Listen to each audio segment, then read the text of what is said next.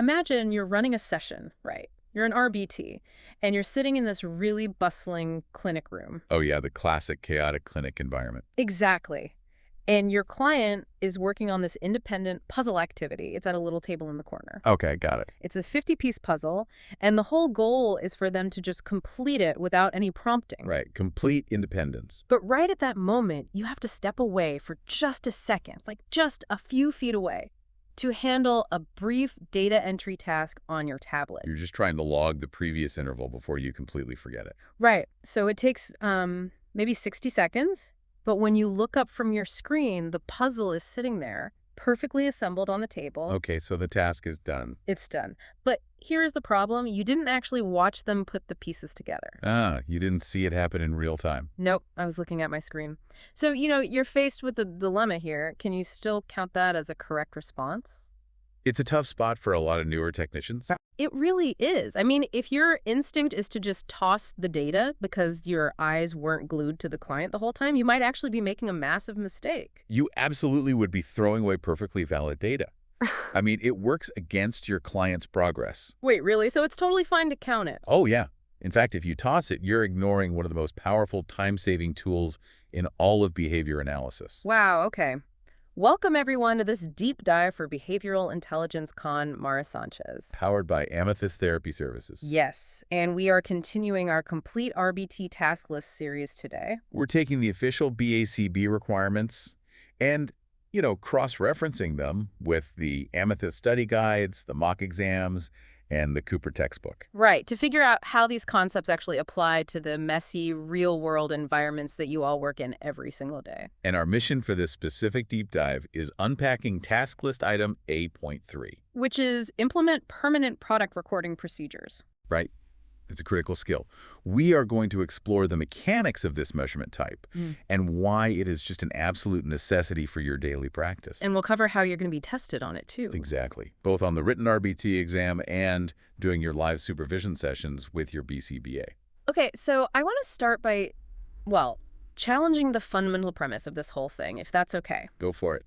Challenge away. When I first learned about data collection, the entire framework was built around direct observation. I mean, the word behavior is right there in the title of behavior technician. Right. You observe behavior and you record it. Exactly. So if I am not watching the client actually complete the math worksheet or fill the laundry or, assemble that puzzle. You feel like you're missing the actual event. Yeah. I have a hard time understanding how, I'm not just guessing at that point. How is it scientific to record something I didn't even witness? I get that. It feels totally counterintuitive at first because it goes directly against the continuous measurement training you receive so early on. Right, where you're told to watch the client like a hawk. Exactly. But the exam, and really the field itself, requires you to distinguish between direct observation of the action and direct observation of the results of the action. Ah, okay. The results. Yeah, I mean, science isn't just about watching an event occur. It's also about measuring the undeniable physical evidence left behind by that event.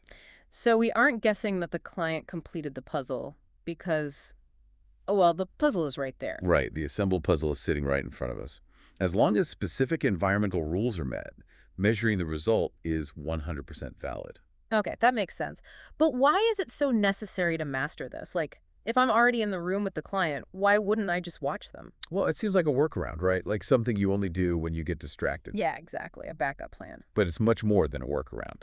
Every RBT needs this skill because it provides operational freedom. Operational freedom. What does that actually look like in a session? Think about the reality of your day. You're not operating in a vacuum. You might be in a clinic where a sudden behavioral crisis occurs with another client across the room. Oh, absolutely. And you have to step in to help a coworker. Right. Or you might be running a complex program that requires you to reset a bunch of materials for the next trial.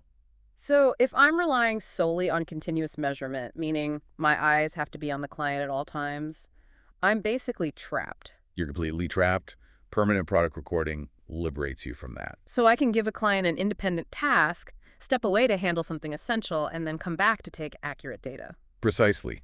And supervisors really expect you to master this because it leads to highly reliable data, too. Wait, the reliability aspect is interesting. Huh? Are you saying the data is actually better in some cases? In some ways, yes. because you can double check it. Oh, that makes sense, because if I'm using like a little clicker to count how many times a client taps their desk, You miss one? yeah, if I look away and miss a tap, that data is just gone forever. I can't rewind time. Exactly. Yeah. But if you're looking at a math worksheet, you can count the correct answers, walk away, doubt yourself, and come right back to count them a second time. Because the product is permanent.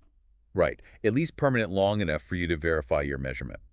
This allows for excellent inter-observer agreement, or IOA. So a supervisor can look at the exact same worksheet I did and confirm my data is accurate. Exactly, which is so much harder to do with live fleeting behaviors. Okay, so we definitely have a clear sense of the why now. Let's get into the official language. Good idea. We need to ground this in the terminology. Yeah, I want to make sure we're grounded in the exact BACB terminology before we pull it apart. Based on the Amethyst RBT study guide and the Cooper text, what's the strict definition here? So the official definition of permanent product recording is measurement of the tangible outcome or byproduct of behavior rather than the behavior itself as it occurs in real time. Okay, I want to break down those specific words because Yeah. tangible outcome can sound a bit, academic. It does. Let's translate it. In everyday language, tangible just means something physical, right? Something I can see with my eyes or pick up with my hands or physically count. Exactly. And real time is just live action. So the definition is basically telling us not to measure the live action, but the physical footprint, the behavior left behind. The footprint it left in the environment, yes, and the word environment is really key there. Oh, so. Well, behavior is an interaction with the environment. When a behavior occurs, it alters that environment in some way. Okay, like leaving a mark. Right. Sometimes that alteration is temporary, like a sound echoing in a room, but sometimes that alteration is lasting. And that lasting alteration is our permanent product. You got it. Okay, I think we need to walk through the actual chronological mechanics of how this works in a session, like assuming the listener has zero prior knowledge. Let's do it step by step. So let's say I'm a brand new RBT. How does a permanent product recording scenario actually flow from start to finish? The timeline always follows a really strict sequence. Step 1. The target behavior occurs. The client starts performing the action. Okay, behavior starts. Step 2. As that behavior happens, it produces a change in the physical environment, like a blank paper starts filling up with pencil marks. Makes sense. Step 3. The behavior stops. The client finishes the task, or maybe the interval ends and the client moves on. So the action is completely over at this point. Exactly. Yeah. And then step 4, the RBT observes and measures that environmental change after the fact. So the critical distinction here is that the measurement step 4 happens strictly after the behavior has ceased. Strictly after. If you're measuring while it happens, you're not doing permanent product recording. Okay, that makes perfect sense for things that leave obvious physical footprints, a completed worksheet, a clean dish, a painted picture. Right, the natural stuff. Yeah, but reading through the Cooper text, there was this nuance that really caught my attention.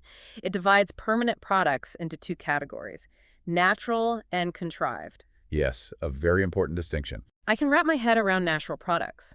The worksheet is naturally produced by doing math. But what if the behavior a BCBA wants me to track doesn't leave a natural footprint? What kind of behavior are you thinking of? Like tracking a client's vocal volume? Or maybe their posture during a social skills group? Or vocal stereotypy? Right, those behaviors just vanish into the air. Exactly. They don't leave a stack of papers behind for me to count.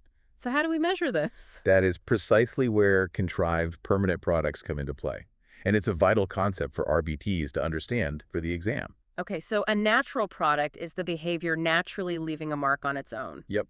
And a contrived permanent product requires the clinician to introduce something artificial into the environment. To basically capture the behavior and turn it into a lasting product. Exactly. So you mean using technology, like setting up a video camera or an audio recorder? Yes. Let's say a supervising BCBA wants to measure a behavior like vocal stereotypy, but they know you need to be working directly with another child in the room.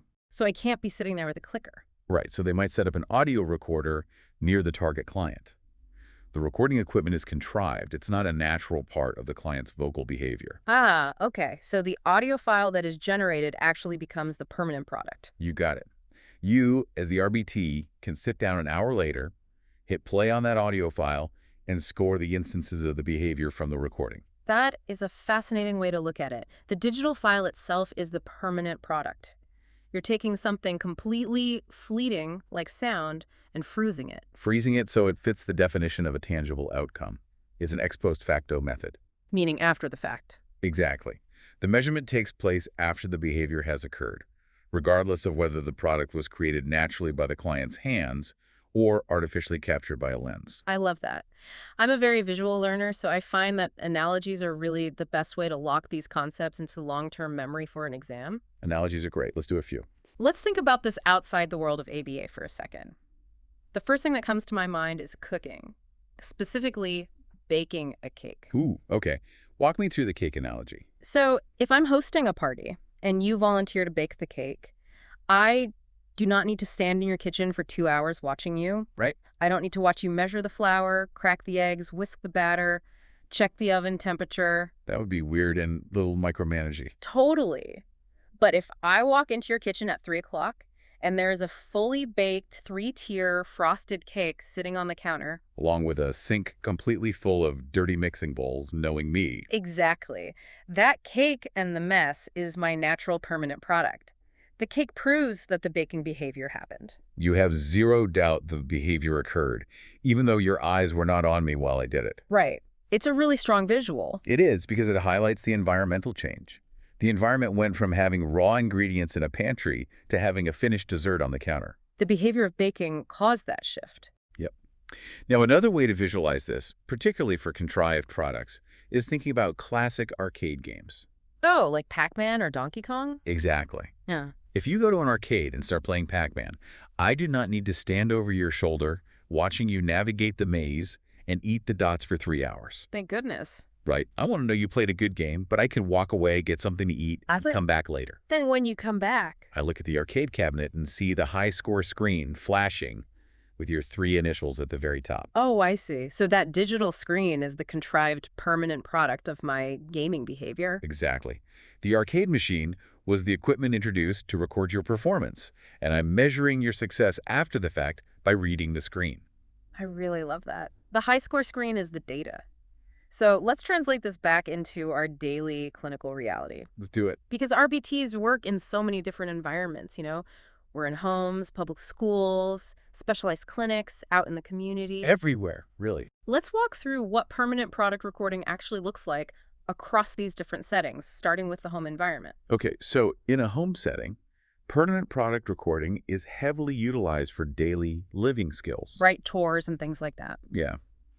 When you're working on fostering independence in a home, hovering over a client is totally counterproductive. So what are we measuring instead?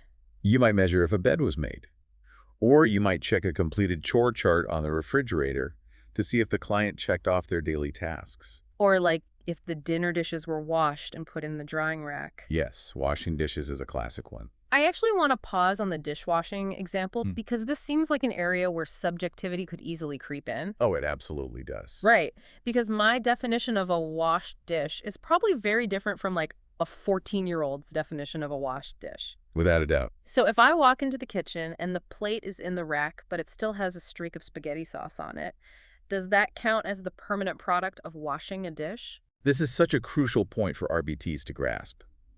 You do not get to decide what constitutes a valid permanent product based on your personal standards. I don't. Nope.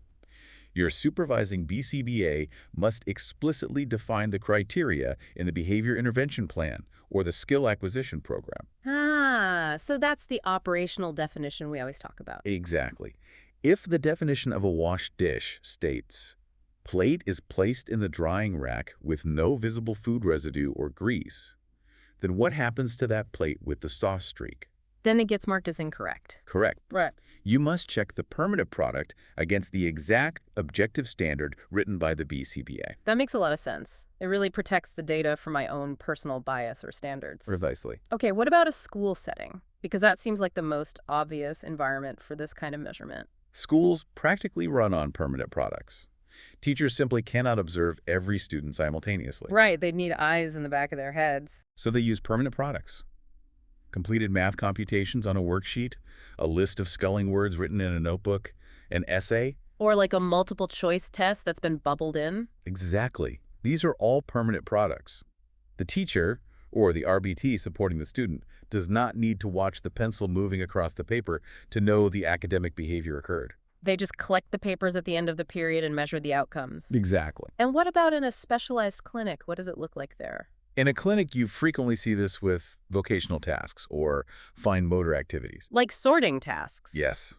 A client might be given a large bin of mixed silverware and tasked with sorting the forks, knives, and spoons into separate containers. Oh, or assembly tasks, like putting together packets of papers or, as I mentioned in the opening scenario, assembling puzzles. Puzzles are a perfect example. I was reading through the Cooper text, and there was an example about community settings that I found really interesting. Which one was that? Well, it expanded my view of what a product can be. They mentioned things like picking up litter in a park or recycling items in the correct bins. Oh, yeah. Or even on the challenging behavior side drawing graffiti on a bathroom wall. Graffiti is a great example of a problem behavior permanent product. Right, because those are all environmental changes that an observer can measure long after the person has left the area. Definitely. And, as we are talking through these examples, sorting silverware, doing math, making a bed, something really stands out to me. Oh, what's that? It's the concept of dignity. Ooh, expand on that. How are you connecting permanent product to client dignity? Well, just put yourself in the shoes of an adult client or even a teenager who's working on vocational skills or daily living skills. Okay. It can feel incredibly intrusive and honestly kind of infantilizing to have an RBT standing 2 feet away from you, staring intently at your hands while you sort forks and spoons. Holding a clipboard and clicking a button every time you move. Exactly. It completely strips the natural flow out of the environment. But permanent product recording allows the RBT to step back. That's a really good point. You can give the instruction, walk to the other side of the room, give the client some physical space, and just preserve their independence. Which is the ultimate goal anyway, right? Right. And you still get the rigorous data you need. That is a profound clinical advantage. Dignity is a cornerstone of the ethics code, and allowing for independent completion of tasks without hyper-surveillance respects the client's autonomy. It really does. Furthermore, the Cooper text points out a related scientific advantage. Permanent product recording drastically reduces reactivity. Reactivity. That's the phenomenon where people change their behavior just because they know they're being watched, right? Exactly. If a client knows you are staring at them with a clipboard, they might work artificially fast, or they might become overly anxious and make mistakes they wouldn't normally make. Or they might engage in attention-seeking behaviors because you're right there. Yep. By removing that constant surveillance, the client is more likely to behave naturally. Which means the data you collect from the permanent product is a much more accurate reflection of their true skill level in a natural environment. Precisely. Okay, this all sounds fantastic. It saves time, it allows the RBT to multitask, it preserves dignity, and it reduces reactivity. It seems like the perfect measurement system. But because this is a deep dive, we have to stress test the concept. We need to talk about the limitations and where RBTs routinely go wrong. Yes, there are definitely pitfalls. I want to pose a scenario to you that I think a lot of newer technicians might struggle with. All right, lay it on me. Let's say I am working with a client who has a history of engaging in headbanging. It's a severe self-injurious behavior, or SIB. Yeah, a very serious behavior. And I am incredibly busy running a group social skills activity. I know I can't watch this one client continuously.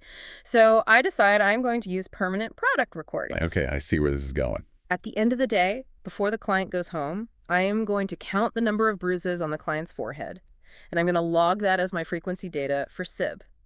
Does that work? It absolutely does not work. Not at all. Not even a little bit. That is a massive clinical error and a perfect textbook example of invalid measurement. Wow. Okay. Why? The Cooper textbook lays out 2 absolute, non-negotiable rules for determining when a behavior is suitable for permanent product recording. 2 rules. Okay. If the behavior and the product do not pass both of these rules, you cannot use this method under any circumstances. And the bruise scenario fails spectacularly. I want to understand exactly why it fails, though, because I'm looking at a physical mark on the environment, the client's forehead. It seems like a tangible outcome. It is tangible, but let's walk through Rule 1 and why your bruise data is, frankly, garbage. Okay, hit me with Rule 1. Rule 1 states that each occurrence of the target behavior must produce the same permanent product.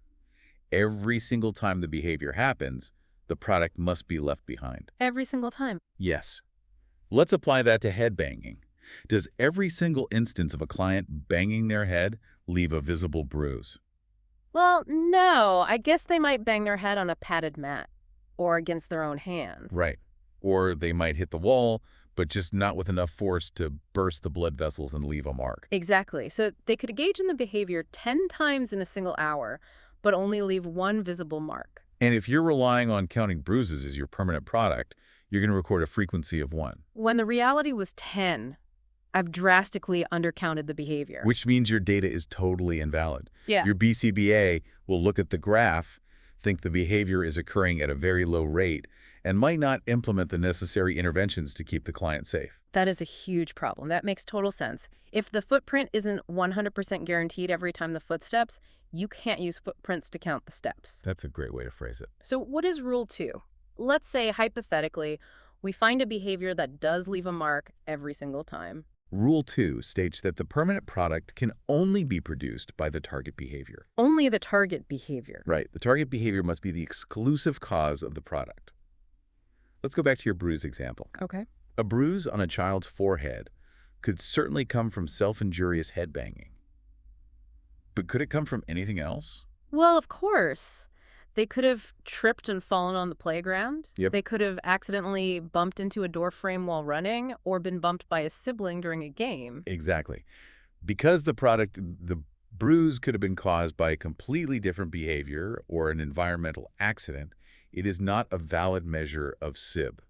So if I count 3 bruises, I have literally no way of knowing if that was 3 instances of SIB or 1 instance of SIB and 2 falls. The data is contaminated. So Rule 1, it always leaves a mark. Rule 2, nothing else could have left that mark. Exactly. Those are the golden rules. That is incredibly clear. But there's another limitation mentioned in the Amethyst study guide that I want to bring up. It's the loss of temporal information. Ah, yes. That is a very significant limitation. Temporal just relates to time, right? Correct. When you use continuous measurement, say a stopwatch or a frequency counter during live observation, Yeah. you capture exactly when the behavior happened, how long it lasted, and the pace of it. And when you measure a permanent product, You forfeit all of that information. okay, so if I walk into the room and find a completed math worksheet on the desk, I know definitively that the math was completed. Right. But I have absolutely no idea if the client did it at 9 in the morning right after breakfast or at 11:30 right before lunch. Correct. And perhaps more importantly, you don't know the duration or the fluency. Fluency being speed and accuracy. Yes. You don't know if the client sat down and confidently hammered out the 20 math problems in 5 minutes, or if they stared at the paper, cried, engaged in off-task behavior, and took an agonizing 45 minutes to finish it. Oh, wow, yeah. That's a huge difference in how a session actually went. And for some behavior plans, fluency is the critical metric. If the BCBA needs to know how fast the client is working, permanent product recording alone is just the wrong choice. Unless you introduce a contrived element, like a timer that records the duration. Exactly. That's the workaround. This is why it's so important to understand that no single measurement system is perfect. They all have trade-offs. They absolutely do. All right, I want to pivot to the practical application for our listeners who are studying. Time for some scenarios. Yes, we are going to dive into some conversational case studies that mirror the format of the exam questions. I love this part. Me too. Yeah. I'm going to propose a scenario with a few options. If you are listening, I want you to actively think through the choices and lock in your answer before we untangle it. Put yourself in the test seat. Exactly. Let's test this in a real intake scenario, similar to what you might see on mock exam B or C. Here is the situation. Question 1. Okay, question 1. A BCBA is doing an initial intake for a new client, focusing on a goal of increasing chore and homework completion. Standard stuff. Right. The BCBA needs baseline data, and they gather 3 different sources of information. Source 1. The BCBA gets an email from the parent. In the email, the parent estimates he completes his chores about half the time when asked. Okay, parent estimate. Source 2. The BCBA goes to the kitchen and retrieves a physical stack of the client's completed chore charts from the past month with check marks on the completed days. Got it. The physical stack. Source 3. The BCBA sits in the living room and does a live observation of the learner actively working on their math homework for 20 minutes. Okay, live observation. So, as an RBT, if your supervisor asks you to identify the permanent product measure from this intake, which of those 3 are you grabbing? Is it the parent's email, the stack of chore charts, or the live observation, or maybe all of them? Listeners, lock in your answer. Okay, let's break it down. The only permanent product in that scenario is source 2, the retrieved stack of completed chore charts. Let's analyze why the other options, the distractors, are incorrect, because understanding why an answer is wrong is just as important as knowing why one is right. Absolutely. Let's look at the parent's email. Why is that not a permanent product? After all, the email is a physical digital document, right? I can definitely see why a candidate might choose the email. It exists after the fact. It feels permanent. But the email isn't a product of the client's behavior of doing chores. It's a product of the parent's behavior of typing. Exactly. It relies entirely on human memory, estimation, and subjective recall. The parent saying about half the time is an indirect assessment. Perfectly stated. Indirect assessments gather information through interviews or rating scales rather than direct observation of the behavior or its physical results. They are prone to bias and memory errors. Very prone. Now, what about the live observation? That one is a bit more obvious. If the BCBA is sitting in the living room watching the homework happen, that is direct, continuous measurement. Right. It violates the core definition of permanent product, which requires measurement to happen after the behavior has stopped. Exactly.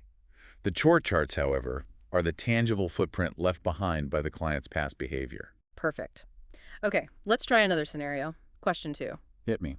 Imagine an RBT is sitting in a team meeting and a newly hired technician asks, "Why do we even bother using permanent product recording? What is the actual advantage?" Good question for a newbie. If you had to explain the primary advantage, what would it be? Would you say it's because it captures the exact time the behavior occurred? Or that it allows the observer to do other tasks during the behavior? Or maybe that it measures all behaviors perfectly accurately? Or that it means we don't need a BCBA to supervise that specific program? Those are some tricky distractors. Well, based on everything we just discussed, I would immediately eliminate the idea that it captures the exact time. We just established that the loss of temporal information is its biggest weakness. Correct. You lose the when and the how long. I also want to address the trap of saying it measures all behaviors perfectly accurately. Oh, that's a classic trap. Right. A candidate might think, well, it's a hard physical object, so it must be perfect. But as we saw with the Sabru's example, it absolutely does not measure all behaviors accurately. Exactly right. If a behavior doesn't meet Cooper's 2 rules, permanent product recording is a disaster. And the suggestion that it replaces the need for a supervising BCBA is a massive red flag. A huge red flag. Yeah. This taps into the RBT ethics code regarding scope of practice. Nothing replaces the need for a BCBA. Because RBTs operate under supervision. Right. BCBAs design the measurement systems and write the definition. Exactly. So the primary advantage, therefore, is the operational freedom it gives the RBT. It allows the observer to do other essential tasks, running another program, managing a crisis, taking data on a different client, while the target behavior occurs independently. Bingo. Awesome. Okay. Question 3. Let's try a scenario that tests the natural versus contrived concept. Bring it on. An RBT is working in a classroom. The target client has high rates of vocal stereotypy repeating movie lines loudly, which the BCBA wants to track. Common scenario. The RBT needs to conduct discrete trial training with a different student on the other side of the room. So the RBT sets up a small audio recorder on the target client's desk and turns it on. Okay, the recorder is on. An hour later, during a break, the RBT listens to the tape and tallies the instances of vocal stereotypy. What type of measurement is this? Let's hear the options. Is it a natural permanent product, a contrived permanent product, time sampling, or an indirect assessment? Think about it, listeners. I'll be honest, my first instinct here is to call it a natural permanent product. Really? Why? Well, the client's voice is natural, the stereotypy is happening naturally in the environment. Why wouldn't it be natural? I completely understand that instinct. Yeah. And the exam writers know you will have that instinct, which is exactly why it is a distractor. Tricky. You have to focus on the product, not the behavior. The behavior talking is natural. But does talking leave a natural, physical, lasting mark on the desk or the air? No, it vanishes. Right. In order to create a product, the RBT had to artificially introduce equipment into the environment. The audio recorder is a contrivance. Oh, I see. Therefore, the resulting audio file is a contrived permanent product. Exactly. The product itself wouldn't exist without our intervention. That makes perfect sense. And it's definitely not an indirect assessment because we aren't asking the teacher, how much did he talk today? We are literally listening to the behavior itself, just delayed in time. Spot on. Okay, question 4 was the sib bruise example, which we already covered. So let's move to question 5. Let's do one more scenario that tests rule 2. The exclusive cause rule. Right. This is a super common situation in schools. An RBT walks into a classroom after recess and finds a completed math worksheet on their client's desk. The worksheet is perfectly filled out. Great job, client. But wait! However, the RBT has observed in the past that the client's peer, who sits next to them, is very helpful and frequently leans over to do the client's work for them when the adults aren't looking. Ah, the helpful peer. Why should the RBT hesitate to use this worksheet as a permanent product for the client's independent math skills? Is it because worksheets aren't valid permanent products? Well, we know they are. Is it out of the RBT's scope of practice to grade math? Or does it violate the rule that the product can only be produced by the target behavior of the target client? It is entirely within the scope of practice to measure academic output if the BCBA designed the program, so we can discard that. And worksheets are the classic example of a permanent product. Right. The hesitation comes strictly from Rule 2. The product must only be produced by the target behavior. So if there is a reasonable risk that the completed worksheet was produced by someone else's behavior, Like the helpful peer. then the data is contaminated. You cannot confidently say it represents the target client's independent skills. The measurement is invalid for that specific client because you simply cannot prove authorship. These scenarios really highlight how much critical thinking is required. You aren't just a robot pushing buttons. You have to evaluate the validity of the environment. You really do. And that heavy reliance on validity brings us organically to a critical part of our discussion. Let's move into our ethics minute. This is a heavy topic, but an essential one. It is. The Amethyst Study Guide has a massive, bolded ethics alert specifically tied to data collection and permanent products. We need to talk about the psychological pressure of data collection and the reality of data fraud. Let's paint a very realistic picture of how this happens, because I don't think RBTs wake up in the morning deciding to be unethical. No, almost never. It happens in moments of panic. Let's say you are an RBT in a bustling early intervention clinic. You have been running a session for 3 hours. The client was working on a matching worksheet. Okay, a long session. You were supposed to collect that worksheet at the end of the session to record the data, but the last 30 minutes were pure chaos. As they often are. Another kid in the room had a severe tantrum. You had to help clear the area. Materials were shoved into bins. And in the rush to sanitize the table, you accidentally threw your client's matching worksheet into the recycling bin. And you didn't realize it until the bin was taken out to the dumpster.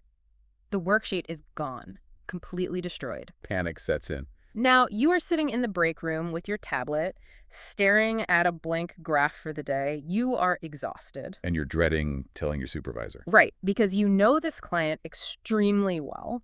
You know that on this specific matching program, they almost always get exactly 8 out of 10 correct. They have gotten 8 out of 10 every day this week. So you think you know the number? You feel a knot in your stomach because your BCBA expects complete data, and you are terrified to admit you literally threw the data in the trash. The temptation to just tap the screen, type in an 8, and move on with your life is overwhelming. It's so easy to rationalize it too. Yeah, you rationalize it by saying, it's probably an 8 anyway, I'm not really hurting anything. What happens if the RBT types in that 8? If the RBT types in that 8, they have just committed data fraud. Wow, data fraud. It is a severe, actionable violation of the BACB ethics code.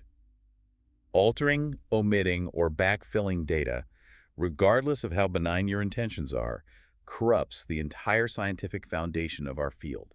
That sounds intense. Can you explain why it's so dangerous? I want to trace the cascading effect of that single fake data point to show why it is so dangerous. Okay, let's trace it. Let's say you guess the 8.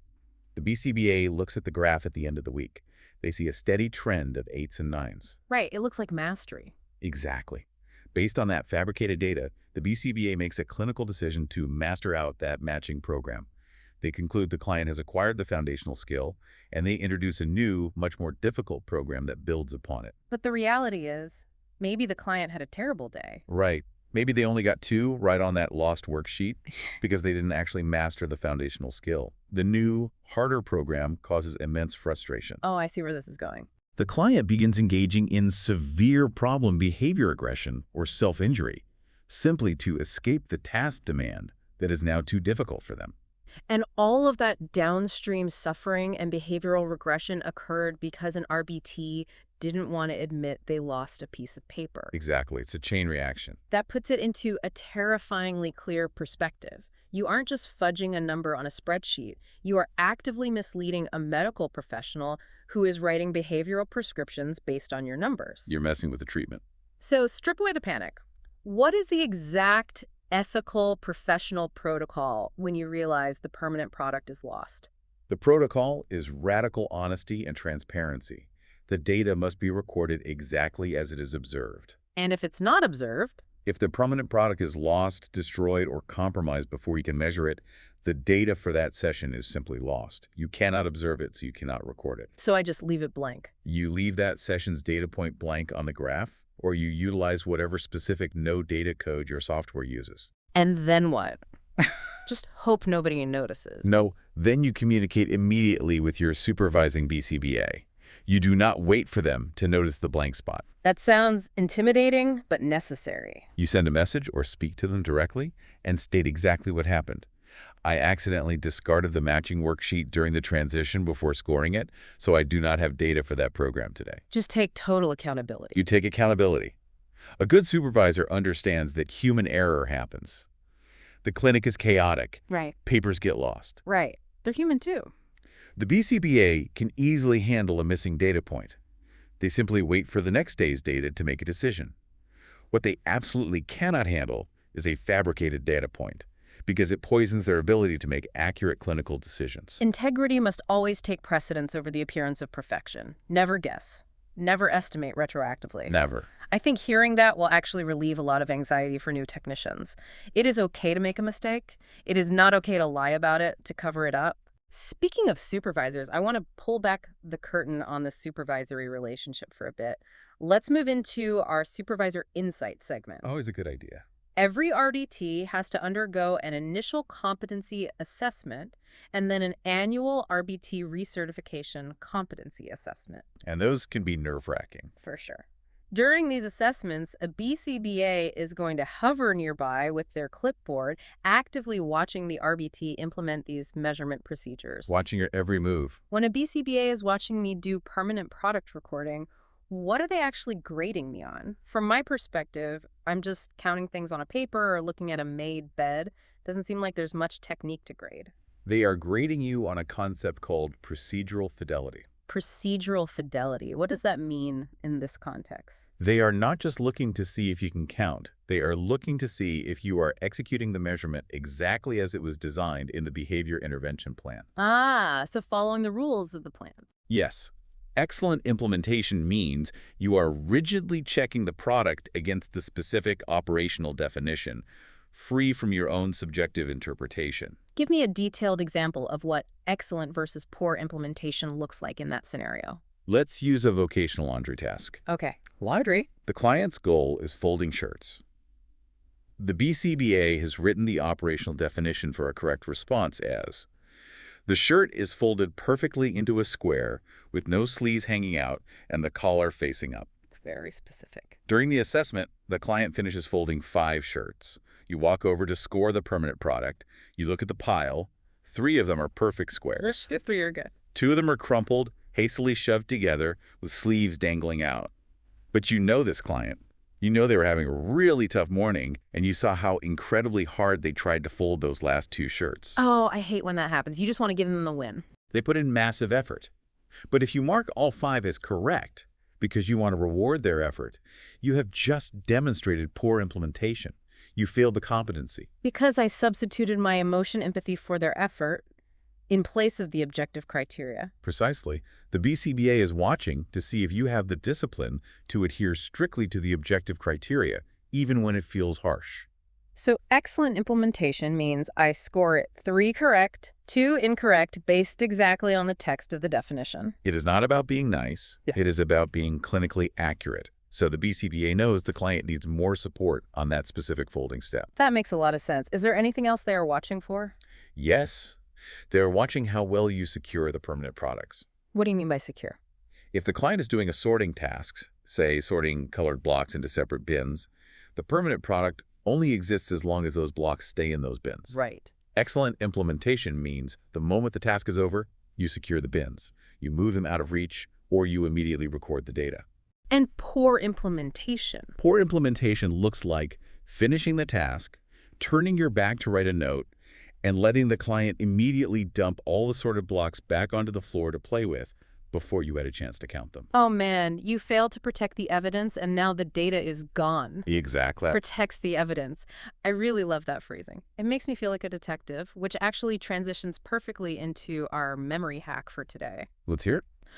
We always want to leave our listeners with a sticky, memorable visualization to help them retain this concept when they are sitting under the fluorescent lights taking the exam or when they are out in the field. Memory hacks are lifesavers. When you see the phrase permanent product recording, I want you to immediately think of yourself as a CSI, a crime scene investigator. It is the perfect professional equivalent. Right. A CFI detective does not watch the crime happen. They are not conducting continuous measurement. No, they arrive on the scene hours or even days after the fact. Exactly. So how do they know what happened? What do? They measure the evidence left behind. They secure the perimeter, they dust for fingerprints, they measure the depth of the footprints in the mud, they gather the physical outcomes of the behavior. If you are looking at the evidence rather than the action, you are using permanent product recording. You are literally the CSI of behavior analysis. When you're taking the RBT exam and you are reading a complicated scenario about a client doing an activity, just ask yourself, is the RBT watching the action live, or are they bagging the evidence after the fact? If they are bagging the evidence, it's permanent product. It simplifies the concept beautifully. All right, let's bring all of these threads together for our rapid review.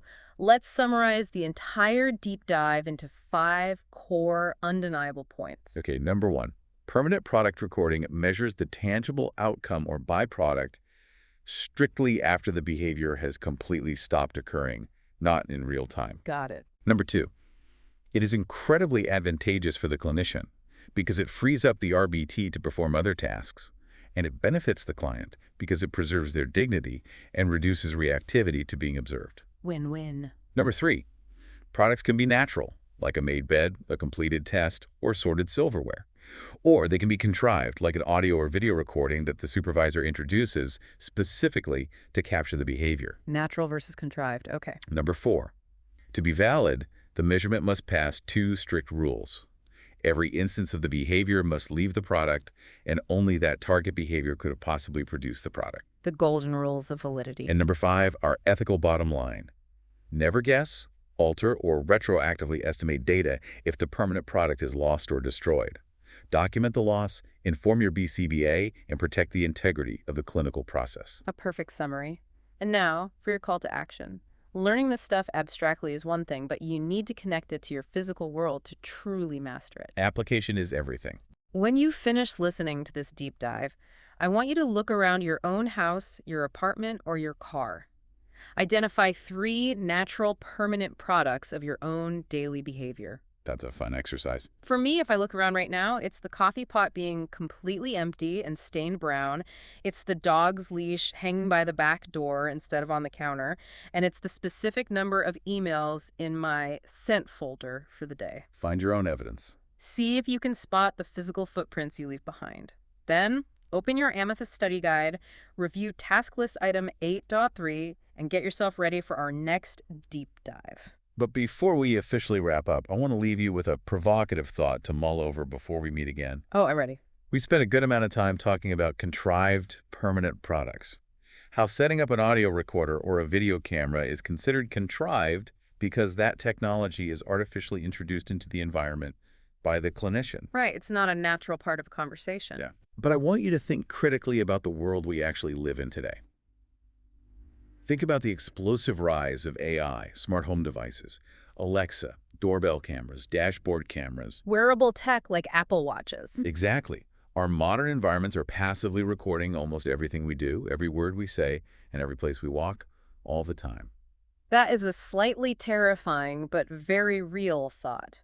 We are constantly generating digital footprints without even trying. It raises a profound question for the future of our field. If a client lives in a fully integrated smart home that naturally records all movement and sound as a baseline condition of the house, At what point does a contrived video recording stop being an artificial contrivance and simply become a natural, permanent product of existing in the modern digital world? Oh, wow, that's deep. If the camera's always there, is it still contrived?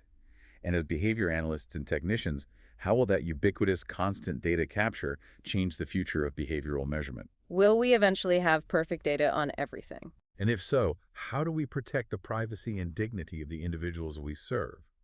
Think deeply about that intersection of technology and ethics. We will see you next time.